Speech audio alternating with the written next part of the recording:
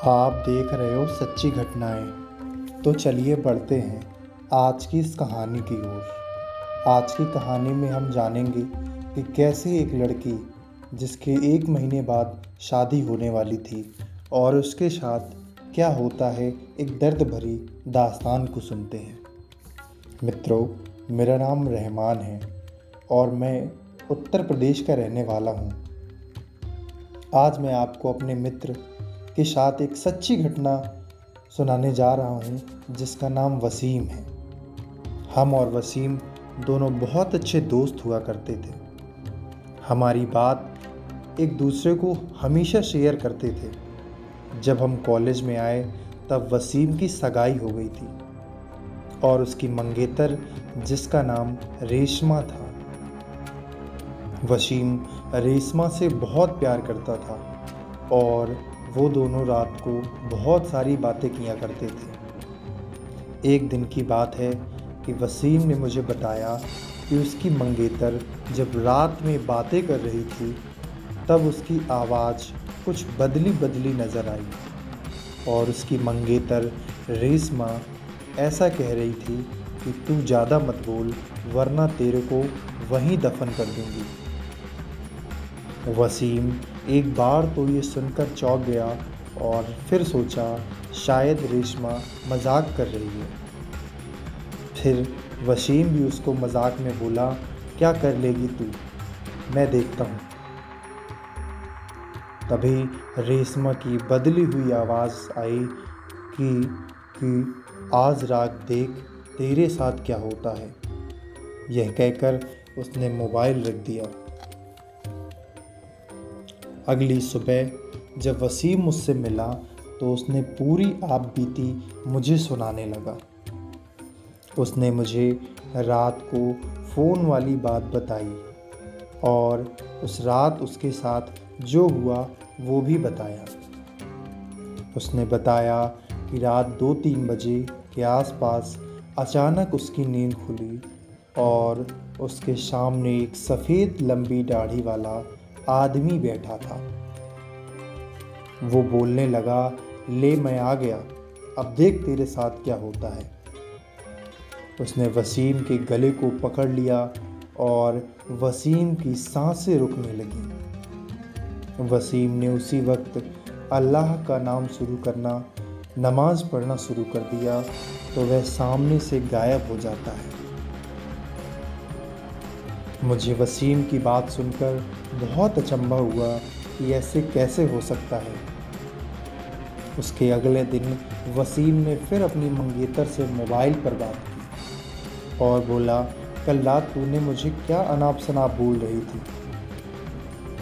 उसकी मंगेतर ने कहा कि ऐसा कैसे हो सकता है जबकि कल रात तो उसने फ़ोन ही नहीं किया। ये बात सुनकर वसीम के रोंगटे खड़े हो जाते हैं और उसने तुरंत फ़ोन काट दिया। उसी वक्त वसीम ने मुझे फ़ोन किया। उसने बताया कि उसके मंगेतर की तबीयत बहुत ख़राब है और उसके मंगेतर के घर चलना है। अगले दिन हम दोनों तैयार होकर वसीम के मंगेतर के घर पहुंच गए।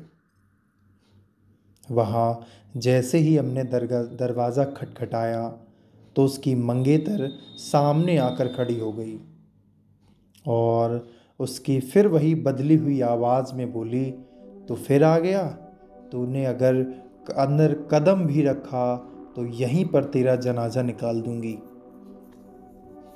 वसीम बोला कि ये क्या बोल रही है बस तू। वसीम आगे था और जैसे ही उसने घर पे कदम रखा उसकी मंगेतर ने दीवार पर टंगी एक मूर्ति, एक फ़ोटो उसके सर पर पटक दी। वसीम के सिर से खून बहने लग गया। वसीम के ससुर और सालों ने उसकी मंगेतर को पकड़ कर बिठाया। फिर उसके सालों ने वसीम के सर पर पट्टी बांध दी। रेशमा के दादाजी ने बताया कि रेशमा को शायद जिन्न का साया लग गया है। इस पर वसीम ने ससुर ने उनके मुंह बंद करने को कहा। थोड़ी देर रुककर हम वहाँ से सीधे अस्पताल जाकर ढंग से पट्टी करवाई। अगले ही दिन मुझे वसीम का फिर से फ़ोन आता है और वसीम मुझसे कहता है कि रेशमा की तबीयत बहुत ज़्यादा ख़राब है और सभी डॉक्टर हैरान हैं।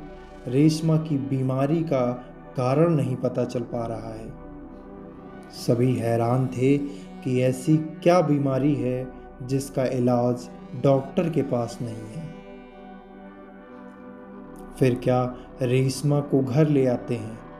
रेशमा ने वसीम को बुलाया और कहा कि अब मैं ज़्यादा दिन टिक नहीं पाऊंगी, ज़्यादा दिन जिंदा रह नहीं पाऊंगी। तुम किसी अच्छी लड़की को देखकर उससे शादी कर लेना। ये सुनकर वसीम की आंखों में आंसू आ गए और वह बोलने लगा कि मैं तुम्हें मरने नहीं दूंगा।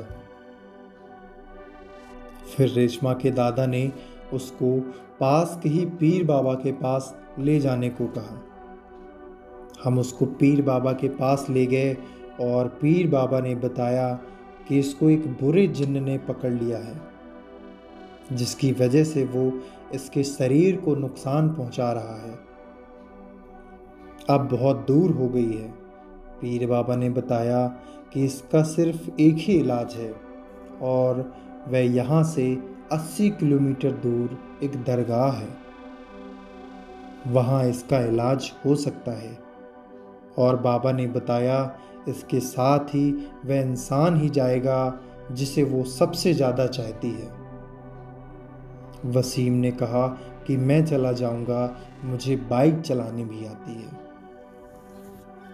मुझे नहीं पता था कि मेरे दोस्त की ये सफ़र एक आखिरी सफ़र होगा। वसीम और रेशमा दोनों रात के 3 बजे बाइक पर निकल पड़ते हैं, लेकिन आधे घंटे बाद किसी का फ़ोन आता है कि वसीम और रेशमा दोनों एक्सीडेंट में मारे गए। ये सुनकर परिवार के साथ साथ हमारा सभी का बुरा हाल है। मेरा सबसे करीबी दोस्त आज इस दुनिया में नहीं रहा। कहते हैं कि बहुत बेइंतहा मोहब्बत जीने के बाद भी रहती है और मरने के बाद भी रहती है।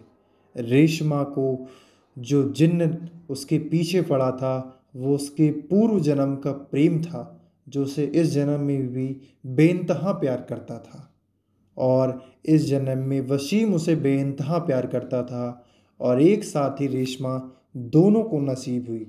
कहते हैं कि प्रेम का पहला अच्छा अधूरा होता है, लेकिन प्रेम अक्सर पूरा होता है और यही इस कहानी में हुआ। यह एक सच्ची घटना है जो मेरे मित्र के साथ घटी थी। तो वीडियो को लाइक करें, वीडियो को शेयर करें, ताकि हर एक आने वाली नई कहानी को आप सभी तक हम पहुंचा सकें। तो चैनल को लाइक, शेयर एंड सब्सक्राइब ज़रूर करें।